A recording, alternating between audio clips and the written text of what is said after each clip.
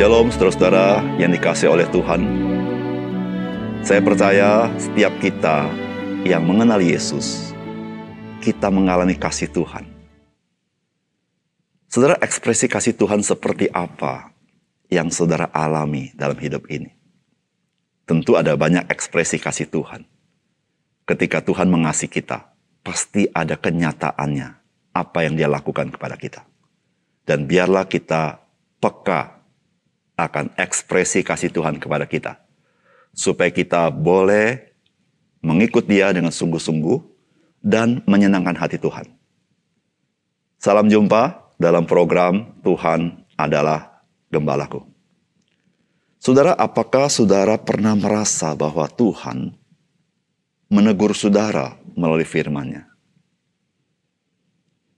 Saudara, ada kalanya Tuhan menegur kita dengan firman-Nya, sifatnya langsung, sebuah pernyataan. Misalnya, jangan mencuri. Tetapi ada kalanya, saudara, Tuhan itu menegur kita dengan firman-Nya secara tidak langsung.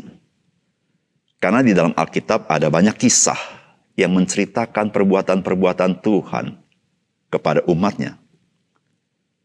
Dan dalam bagian itu, saudara tahu, Tuhan sedang berbicara kepada saudara. Dan Tuhan sedang menegur saudara. Saudara, pertanyaannya begini. Apakah respon saudara? Saudara, ada berbagai macam respon orang terhadap teguran Tuhan kepadanya. Yang pertama, saudara, ada orang itu menganggap sepi. Masa bodoh. Tidak peduli. Dia sih baca firman. Tapi setiap teguran diabaikan. Yang kedua, saudara, ada model orang ketika ditegur oleh Tuhan. Dia mencoba membela diri. Atau merasionalisasi apa yang dia perbuat. Tapi yang ketiga, ada orang, saudara. Ketika dibaca firman, dia tahu Tuhan tegur dia. Dan dia bertobat. Dia meninggalkan hal-hal yang tidak berkenan kepada Tuhan. Dan melakukan apa yang Tuhan mau. Saudara, satu hal yang kita perlu sadari, bahwa kita tidak boleh lupa, kita hidup di dunia ini bukan dunia yang netral. Ada banyak faktor-faktor yang mempengaruhi keputusan kita. Salah satu faktor yang perlu saudara perhitungkan adalah pengaruh dari si jahat. Yang selalu menentang apa yang Tuhan mau. Oleh karena itu, saudara, mari kita introspeksi bagaimana kita merespons kepada nasihat dan teguran Tuhan. Mari kita membaca firman Tuhan dari Yohanes pasal 13 ayat 21 sampai 30. Setelah Yesus berkata demikian, ia sangat terharu, lalu bersaksi, "Aku berkata kepadamu, sesungguhnya seorang di antara kamu akan menyerahkan aku." Murid-murid itu memandang seorang kepada yang lain, mereka ragu-ragu siapa yang dimaksudkannya. Seorang di antara murid Yesus, yaitu murid yang dikasihinya, bersandar dekat kepadanya di sebelah kanannya. Kepada murid itu Simon Petrus memberi isyarat dan berkata, "Tanyalah, siapa yang dimaksudkannya?" Murid yang duduk dekat Yesus itu berpaling dan berkata kepadanya, "Tuhan, siapakah itu?" Jawab Yesus, "Dialah itu yang kepadanya aku akan memberikan roti sesudah aku mencelupkannya." Sesudah berkata demikian, ia mengambil roti, mencelupkannya, dan memberikannya kepada Yudas, anak Simon Iskariot. Dan sesudah Yudas menerima roti itu, ia kerasukan setan. Maka Yesus berkata kepadanya, "Apa yang hendak kau perbuat? Perbuatlah dengan segera." Tetapi tidak ada seorang pun di antara mereka yang duduk makan itu mengerti apa maksud Yesus mengatakan itu kepada Yudas. Karena Yudas memegang kas, ada yang menyangka bahwa Yesus menyuruh dia membeli apa-apa yang perlu untuk perayaan itu. Atau memberi apa-apa kepada orang miskin. Yudas menerima roti itu, lalu segera pergi. Pada waktu itu, hari sudah malam. Saudara yang dikasihi oleh Tuhan, bagian firman Tuhan yang kita baca hari ini memberikan gambaran betapa Yesus dengan gamblang bersikap terhadap apa yang akan dilakukan oleh Yudas Iskariot. Yang pertama, saudara, Tuhan Yesus tahu apa yang akan dilakukan oleh Yudas Iskariot. Yang kedua, Tuhan Yesus tidak masa bodoh dengan apa yang akan dilakukan oleh Yudas Iskariot. Dan yang ketiga, dari firman Tuhan ini kita tahu, Yesus Kristus tetap memegang kedaulatan atas dirinya sendiri. Saudara, apakah pesan firman Tuhan bagi kita? Yang pertama, Tuhan Yesus melalui firman-Nya dapat saja menegur kita. Apakah kita sungguh mau bertobat? Saudara, firman Tuhan mengatakan demikian. Setelah Yesus berkata demikian, ia sangat terharu lalu bersaksi, "Aku berkata kepadamu, sesungguhnya seorang di antara kamu akan menyerahkan aku." Murid-murid itu memandang seorang kepada yang lain. Mereka ragu-ragu siapa yang dimaksudkannya. Seorang di antara murid Yesus, yaitu murid yang dikasihnya, bersandar dekat kepadanya di sebelah kanannya. Kepada murid itu, Simon Petrus memberi isyarat dan berkata, "Tanyalah siapa yang dimaksudkannya." Murid yang duduk dekat Yesus itu berpaling dan berkata kepadanya, "Tuhan, siapakah itu?" Jawab Yesus, "Dialah itu yang kepadanya aku akan memberikan roti sesudah aku mencelupnya." Sesudah berkata demikian, ia mengambil roti, mencelupkannya, dan memberikannya kepada Yudas, anak Simon Iskariot. Saudara yang kasih dalam Tuhan, kadang ada orang berpendapat bahwa Tuhan Yesus membiarkan Yudas Iskariot di dalam kesalahannya. Mungkin ada orang berpikir Yesus itu membenci Yudas Iskariot. Tapi kalau saudara membaca kisah Injil, maka faktanya tidak demikian. Sebagaimana Tuhan Yesus mencuci kaki murid-murid yang lain, kaki Yudas Iskariot pun dicuci. Tuhan Yesus tidak masa bodoh dengan apa yang mau diperbuat oleh Yudas Iskariot. Dia tahu. Dan ketika saudara baca dari bagian firman Tuhan ini, Yesus dengan terus terang memberitahukan siapa yang akan mengkhianati dia. Bahkan dengan cara yang sangat-sangat gamblang. Ketika dia berkata, orang itu adalah orang yang kepadanya aku memberikan roti yang telah dicelup ke air anggur. Setelah berkata demikian, Yesus langsung mencelupkan roti ke air anggur dan memberikannya kepada Yudas Iskariot. Apa artinya? Artinya Yesus sedang berbicara kepada Yudas Iskariot sebagai sebuah peringatan. "Hai Yudas Iskariot, engkau akan mengkhianati aku." Saudara yang kasih dalam Tuhan, di dalam hidup kita, Tuhan mau berbicara kepada kita. Melalui firman-Nya, Dia ingin menegur kita, memberitahukan kepada kita, menyatakan apa yang salah, menyatakan isi hati kita yang mungkin ada yang serong. Saudara, apakah respons kita seperti Yudas Iskariot? Dia masa bodoh kepada teguran Tuhan Yesus. Dia seperti tidak mau tahu akan peringatan Tuhan Yesus. Dia berjalan sesuai dengan keinginannya saja. Dan dia lupa apa yang dia perbuat. Yesus sudah kasih tahu. Kamu akan mengkhianati aku.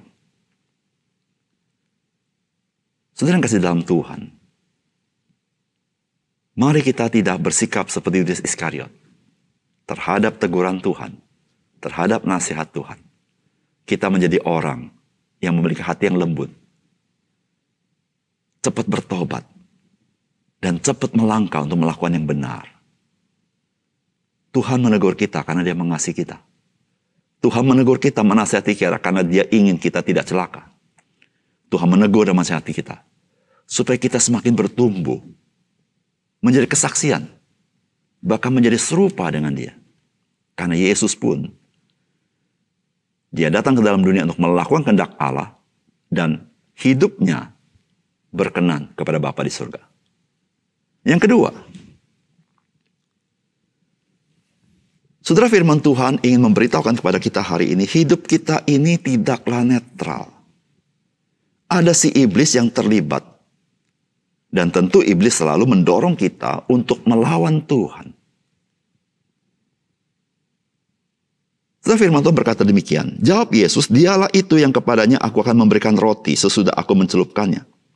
Sesudah berkata demikian, ia mengambil roti, mencelupkannya, dan memberikannya kepada Yudas, anak Simon Iskariot.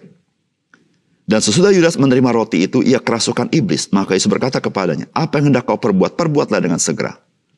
Tetapi tidak ada seorang pun dari antara mereka yang duduk makan itu mengerti apa maksud Yesus mengatakan itu kepada Yudas. Karena Yudas memegang kas, ada yang menyangka bahwa Yesus menyuruh dia membeli apa-apa yang perlu untuk perayaan itu. Atau memberi apa-apa kepada orang miskin. Yudas menerima roti itu, lalu segera pergi. Pada waktu itu, hari sudah malam. Saudara-saudara, peristiwa mendekati salib dan peristiwa salib, ada banyak yang terlibat. Salah satunya adalah si iblis. Saudara, bagaimana Yudas, dia menuruti bisikan si iblis dan dikuasai oleh si iblis, sehingga dia mengkhianati Yesus. Padahal Tuhan Yesus sudah memberikan peringatan kepadanya. Namun kalau saudara perhatikan, kedaulatan Yesus Kristus berada di atas segala sesuatu. Kisah kayu salib bukanlah dipimpin oleh si iblis atau Yudas Iskariot atau siapapun. Tapi kisah kayu salib dipimpin oleh kehendak Allah Bapa. Di bawah kedaulatan Tuhan Yesus. Tidak seorang pun bisa mengambil apapun daripada Yesus kalau dia tidak menyerahkannya. Nah, saudara kasih dalam Tuhan, peristiwa ini memberitahukan kepada kita, kehidupan kita tidak pernah dalam suasana netral. Kita tidak bisa berkata, saya mau hidup biasa-biasa saja. Tidak bisa. Kalau saudara tidak ikut Tuhan, saudara akan dipengaruhi untuk ikut yang lain. Saudara, iblis itu mengaum-ngaum mencari mangsa. Saudara, Yudas Iskariot tidak mau ikut rencana Tuhan, maka dia masuk dalam rencana sang iblis. Oleh karena itu, saudara yang kasih dalam Tuhan, marilah kita menjadi orang-orang yang selalu memiliki hati bagi Tuhan. Itulah yang akan melindungi kita juga dari desakan si iblis, ada bisikan si iblis, pencobaan si iblis, ataupun pencobaan dari hawa nafsu kedagingan kita. Saudara, marilah kita hidup jangan menurut hikmat kita sendiri, sebagaimana Yudas melakukannya. Tetapi kita minta hikmat Tuhan, sehingga kita tidak terperosok ke dalam jerat daripada si kuasa jahat itu. Tapi kita bersyukur kepada Tuhan. Dari peristiwa ini, kedaulatan bukan berada di tangan siapapun. Kedaulatan itu ada di tangan Tuhan Yesus. Oleh karena itu, saudara, kita menjadi orang yang aman ketika berada di bawah pelukan Tuhan Yesus.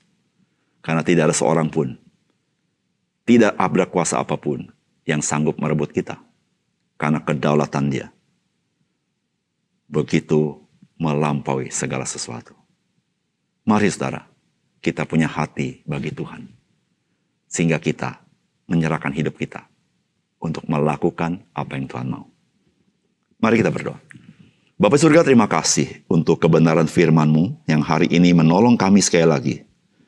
Bahwa Tuhan Yesus, Engkaulah yang berdaulat atas segala sesuatu dan tidak ada satu rencana-Mu yang akan gagal. Ya Tuhan, biar Engkau tolong kami. Supaya ketika kami mendengar akan firman-Mu, membaca firman-Mu, kami menjadi orang yang peka kepada nasihat Tuhan dan Engkau memberikan kami kekuatan hidup bagi Engkau. Tuhan, biarlah setelah kami melihat, membaca firman-Mu ini, kami menjadi orang-orang yang berjaga-jaga. Kami tidak mau seperti Yudas Iskariot. Meskipun sudah ditegur oleh Tuhan Yesus, tapi dia masa bodoh. Dia mengabaikan. Dia berjalan dengan hikmatnya sendiri. Dia berjalan sesuai rencananya sendiri. Tapi kami rindu ya Tuhan, kami berserah kepadamu. Mengakui Engkau dalam setiap jalan hidup kami. Dan Engkaulah yang meluruskan jalan kami. Terima kasih Tuhan, dalam nama Tuhan Yesus kami berdoa. Amin.